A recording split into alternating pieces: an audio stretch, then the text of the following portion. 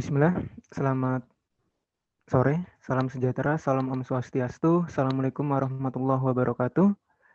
Yang kami hormati Profesor Dr. Apoteker Rosumarni MS, serta teman-teman yang kami banggakan.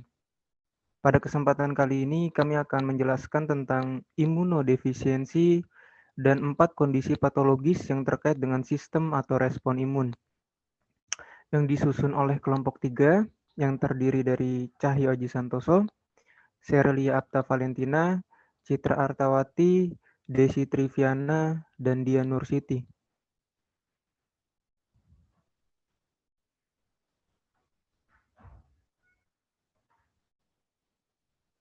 Nah, ini adalah latar belakangnya. Jadi kita ketahui bersama bahwa imunitas atau kekebalan itu merupakan kemampuan proteksi atau perlindungan tubuh dari penyakit, terutama penyakit infeksius. Nah, di dalam tubuh juga ada yang namanya sistem imun. Jadi sistem imun itu adalah sel-sel tubuh yang berfungsi pada sistem imunitas respon imun. Dengan kata lain, sistem imun adalah suatu mekanisme yang digunakan tubuh untuk mempertahankan keutuhannya sebagai perlindungan. Sebagai perlindungan dari apa? Dari bahaya yang dapat berasal dari berbagai bahan dalam lingkungan hidup. Nah, jika tubuh terserang bahaya yang berasal dari berbagai bahan dalam lingkungan, seperti virus, hipersensitivitas, mutasi genetik pada sistem imun, atau faktor psikologis dan usia, ini dapat menyebabkan defisiensi imun. Nah, apa sih defisiensi imun? Jadi defisiensi imun adalah di mana menurunnya kondisi atau gagalnya fungsi sistem imun menanggapi invasi mikroorganisme atau antigen. Nah, sehingga diperlukan terapi atau pengobatan dengan tujuan untuk meningkatkan atau menekan aktivitas dan fungsi komponen-komponen sistem imun agar sistem imun bekerja secara optimal untuk tujuan terapi yang dikehendaki. Selanjutnya akan dijelaskan oleh teman saya, Sherelia Apta, dipersilakan.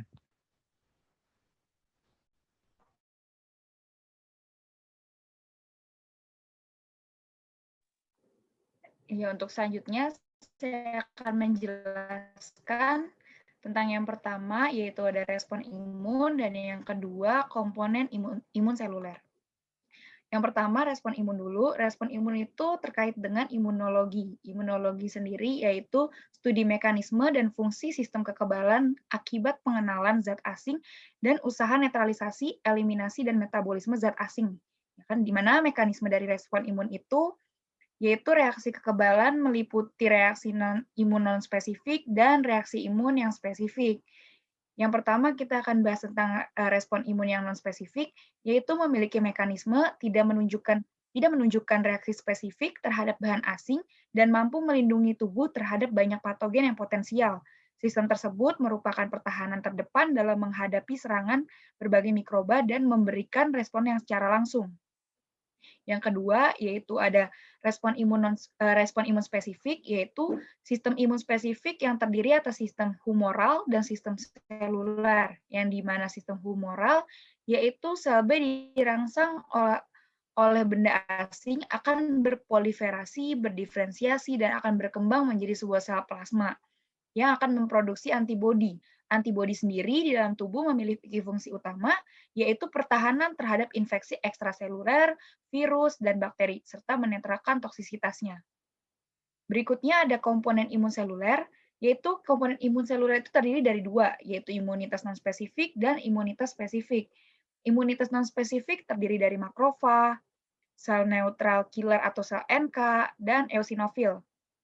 Makrofag sendiri merupakan monosit yang berpindah ke dalam jaringan dan berdiferensiasi di dalam jaringan tersebut. Sedangkan sel natural killer atau sel NK ialah merupakan limfosit granula besar yang mempunyai perforin atau sitolisin yang memiliki struktur homolog dengan C9 yang mirip dengan protein. Dan yang terakhir yaitu eosinofil adalah bagian dari sel darah putih yang mempunyai granula yang mengandung protein dasar utama, protein kation eosinofilik, peroksidase, dan derivat neurotoksin. Yang selanjutnya ada imunitas spesifik. Yaitu imunitas spesifik ialah komponen seluler pada imunitas spesifik, yaitu ada limfosit T atau sel T yang dibentuk dalam timus dan susunan tulang belakang, mengalami proliferasi dan berdiferensiasi di dalam kelenjar timus. Selanjutnya, di slide selanjutnya, yaitu ada pengobatan dalam imunologi yang dibagi dalam beberapa kelompok. Kelompok yang pertama yaitu ada antiinflamasi non-steroid, kelompok yang kedua ada imunorestorasi, yang dimana imunorestorasi ialah suatu cara untuk mengembalikan fungsi sistem imun yang terganggu dengan memberikan berbagai komponen sistem imun seperti imunoglobulin. Jadi imunorestorasi di sini ialah menormalkan dari sistem imun itu sendiri. Yang berikutnya ada imunostimulasi, yang dimana dia akan meningkatkan dari produksi sistem imun tersebut. Selanjutnya ada imunosupresi yang dimana menekan dari sistem imun tersebut sehingga bisa kembali dalam keadaan tubuh yang normal. Untuk slide selanjutnya akan dijelaskan oleh teman saya, Citra. Berikutnya saya akan menjelaskan mengenai 4 kondisi patologis dari sistem imun. Yang pertama adalah imunodefisiensi. Definisinya adalah istilah umum yang merujuk pada suatu kondisi di mana kemampuan sistem imun untuk melawan penyakit dan infeksi mengalami gangguan atau melemah. Oleh karena itu, pasien imunodefisiensi akan rawan terkena berbagai infeksi atau timbulnya sel tubuh yang ganas. Kemudian, penyebab dari imunodefisiensi ada 2, yaitu adalah imunodefisiensi primer dan imunodefisiensi sekunder. Pada imunodefisiensi primer, penyakit ini merupakan penyakit bawaan. Hal ini berarti bahwa penyakit ini diderita oleh pasien sejak lahir maupun didapatkan dari keturunan.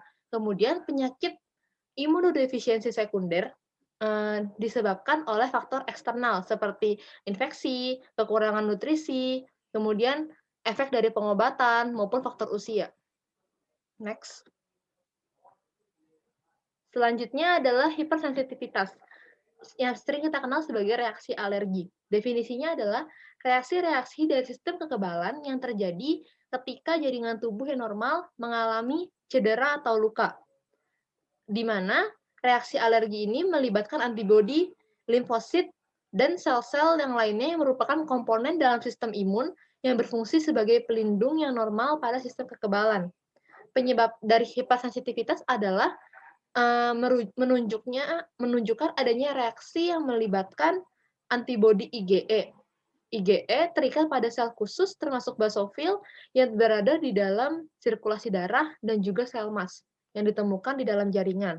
Jika antibodi IgE yang terikat dengan sel-sel tersebut berhadapan dengan antigen, maka sel-sel tersebut didorong untuk melepaskan zat-zat atau mediator kimia yang dapat merusak atau melukai jaringan di sekitarnya. Selanjutnya akan dipresentasikan oleh Desi.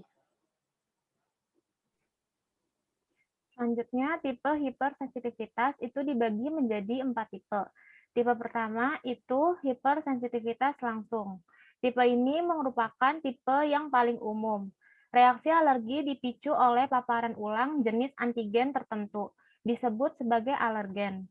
Gejala dapat bervariasi dari ketidaknyamanan sampai kematian.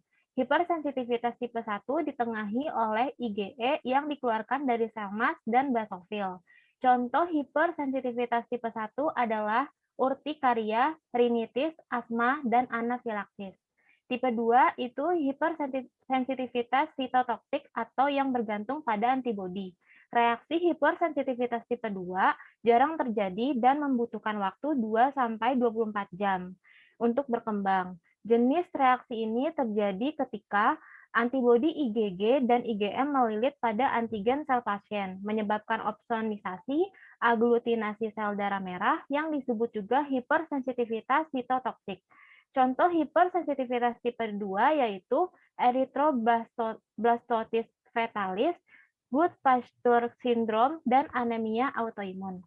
Tipe 3 itu penyakit kompleks imun. Reaksi hipersensitivitas tipe 3 terjadi saat IgG dan antibodi IgM mengikat protein terlarut membentuk kompleks imun yang dapat disimpan di jaringan.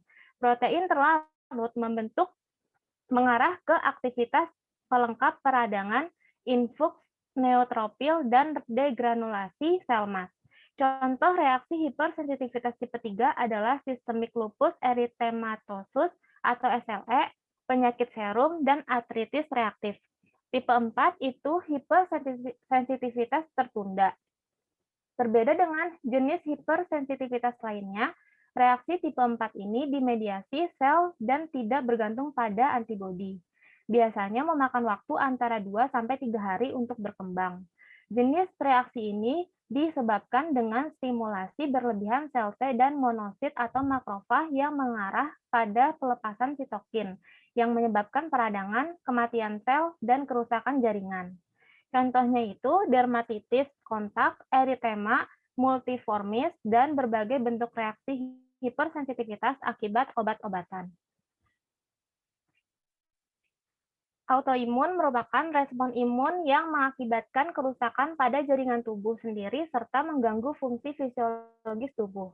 Penyebabnya itu dipengaruhi oleh beberapa faktor, diantaranya adalah faktor genetik, infeksi, lingkungan, hormonal, daerah atau suku, diet, dan toksik atau obat.